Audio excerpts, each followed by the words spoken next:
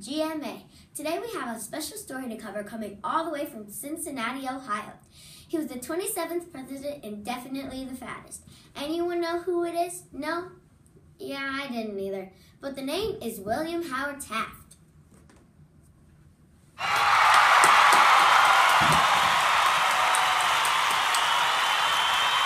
So, Mr. Taft, tell us a little about yourself.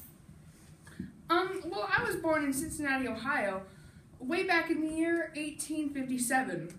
I have 3 kids, Robert, Helen, and Charles, and my lovely wife, Helen. Okay, Mr. Taft, tell us a little bit about your childhood. Well, I was born in Cincinnati and raised by my 2 parents, Alfonso and Louise. I had 6 brothers and sisters. We loved playing outside, and we were a very political family.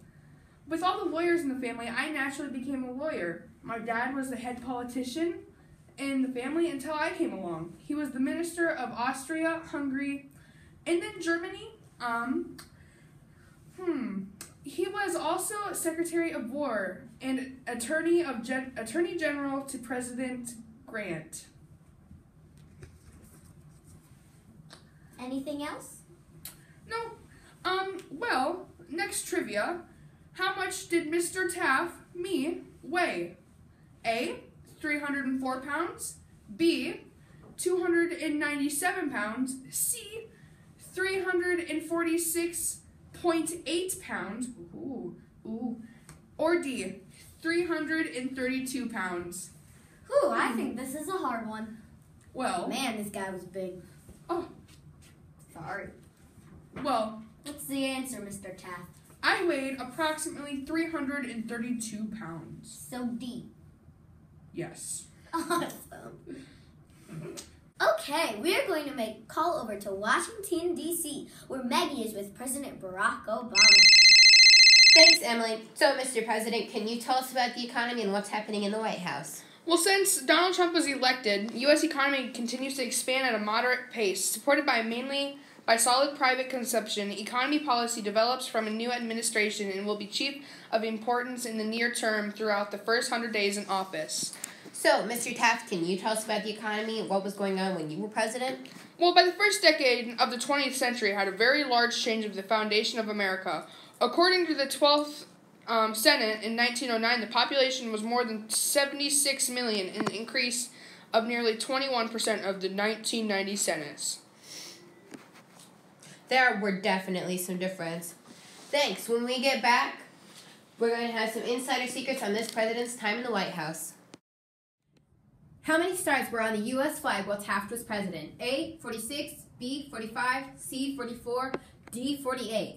Ready? The answer is A, 46. Where in the White House did President Taft get stuck? A, a bathtub, B, a doorway, C, a closet, or D, under a bed?